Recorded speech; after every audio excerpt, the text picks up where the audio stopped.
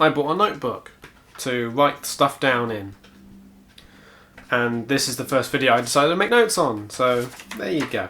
Before I start properly, I will apologise in advance to all the people who I am repeating, or their comments who I'm just not taking, but you know, using as part of the video. Whether that be John, Daphs, Jazza, Rosianna, and whoever else, Fran I think is in there somewhere. I read a few comments or something. So I apologise in advance for taking opinions or stuff. So Casey Neistat, obviously, the mega YouTube vlogger who everyone apparently wants to be, hit 1 million subscribers this week, and he made a video about how to get 1 million, or should I say, how to get 1 million subscribers. And obviously he went on about how YouTube is a meritocracy, and he compared about how YouTube is not a stepping stone to mainstream, but it is the mainstream, and all this other stuff about like your audience and people will watch your videos and all this stuff. And then Rosianna and Jazza made response videos in a way about YouTube itself, and the fact that there's barriers to entry, and YouTube isn't a meritocracy, and how collabing with bigger YouTubers is the only way to grow a channel these days, and all this other stuff about what was wrong with what Casey said. Yes, the thing is, Casey said that it's not necessarily right about YouTube in a way that it's not a meritocracy. Obviously, the collabing thing I've already said that Jazza said. In fact, one thing he said about is, if you have an audience, they will find your videos. That's, yes. If there's someone who wants to watch your videos, they're going to find it eventually. Doesn't matter how long it takes, they'll find it eventually. I've said that twice now. The point Rosianna was going about is barriers to entry, and the fact that production values have shot up, and the fact Jazza said about the whole thing that certain YouTubers now have people editing and filming for them, as opposed to them doing it themselves. That's not a vlogging channel, that's a production company. The fact that production values have had to shoot up just to be able to get anywhere on YouTube these days, if you're a vlogger that is. If you're a gamer or an animator or something like that, it still kind of counts more in the animation side. I think the production values need to shoot up. But it's the fact that if you want your voice to be heard, you need some high quality stuff going on with whatever it is you're doing these days. And there seems to be no way around it. There is a distinct YouTube hierarchy going on, which everyone knows about, but we kind of don't want to believe it. We want to believe that, oh, we can get there if we just try. The whole YouTube hierarchy thing shows itself, rears its head properly at conventions and stuff like Summer in the City VidCon.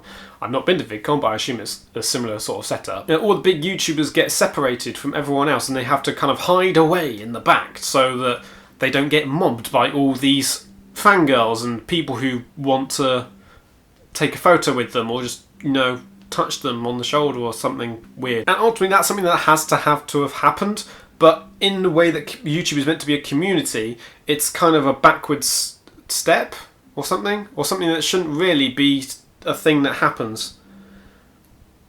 I have no idea what I'm saying. Creator Day, on the other hand, was a nice day. I know I'm kind of getting into my experience of Summer in the City here and getting away from the whole barriers of the YouTube thing, but whatever. Creator Day was kind of completely different from the rest of Summer in the City in the fact that me and some other people just got to kind of go up to bigger YouTubers and say hi and have a proper conversation with them for like 10, 15, 20 minutes, just without, you know, all the people queuing and wanting to meet them sort of thing. I kind of got slightly annoyed at the fact that on Creator Day, which is kind of meant for, you know, the whole finding out stuff about growing channels and all that jazz, after about 5 minutes of me walking in on the Friday morning, there was already a queue forming at one of the merch stands.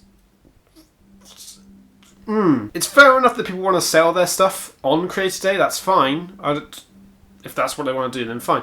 But it's the fact that there was a full-on queue had formed already, and there's only 1,000 people or something at Creator Day, and it's not really something you kind of expect to see, but queue. But anyway, getting back to whatever it is I'm trying to vaguely make a point on here. Production values, as I said before, they've gone up. You need like a DSLR or some kind of camera that will shoot full 1080p and decent audio like I've got here in one form or another to be able to actually get anywhere.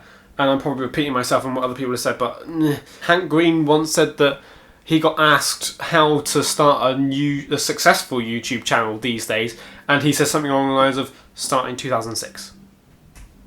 Jazza mentioned this point as well, although not specifically from Hank, but it's the whole, you don't need to have started a channel in 2006. I started a channel in 2006, my train channel, and I'm still uploading there, and I started uploading with just a little tiny point and shoot camera. I didn't have any editing software, so I uploaded whatever came out the camera of trains, and yeah, they're still there.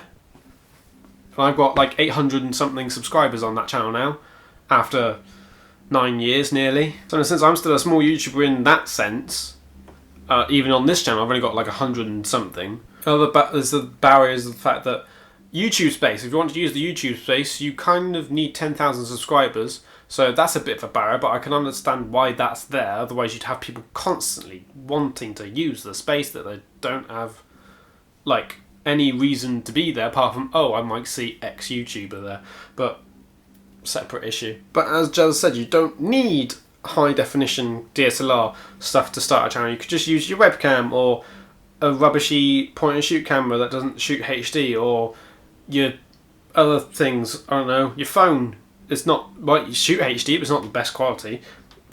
Or is it? I don't know. Nah. But the fact is, if you do want to get anywhere, you need the DSLRs and all that random stuff that people want to do. And people aspire to be people like Casey and other people like, I don't know, whoever the big YouTubers are who make fancy vloggy stuff. Some people have had qualifications in what they do, and like they've studied to be a filmmaker. I studied to do media video stuff at university, so does that make me better than someone else? No, of course it doesn't. I mean, other people like, I don't know exactly who, but other smaller YouTubers who make just as good a content haven't had that experience. They've learnt it off the back of their back. That doesn't make any sense. They just learnt it by researching and watching videos of other people and blah blah blah blah blah. Jazza said at the end of the small YouTubers panel at Summer in the City, everyone started at zero.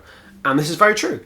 But if you've got a certain backing behind you and a certain production quality and that jazz, John, then you're not going to get anywhere very quickly. So if some big YouTuber's friend said, oh, I'm going to start a YouTube channel, do you mind tweeting it out or something and all that jazz? They're going to get subscribers like that. Doesn't matter what their content is, they're going to get subscribers extremely quick because someone else who is a very successful YouTuber said, oh, go subscribe to them. And I have no idea where I've kind of gone with this video, so hopefully I've rambled some kind of coherence. I'm not entirely sure, to be perfectly honest. I just wanted to make a video about this because I've kind of had feelings of the fact that YouTube is not the same as what it used to be, and I've already kind of done a video about this, but I don't care, I'll do it again. So, yeah. I have no idea if I've made any coherent points. We'll find out in the edit. Yeah. Comment below or tweet me something. Discuss and all that jazz. And all that jazz. I will link Casey's and Jazza's and Rosianna's videos in the thing down there, and I'll see you whenever I next upload a video, which has been somewhat regularly of late, so maybe sooner than you think.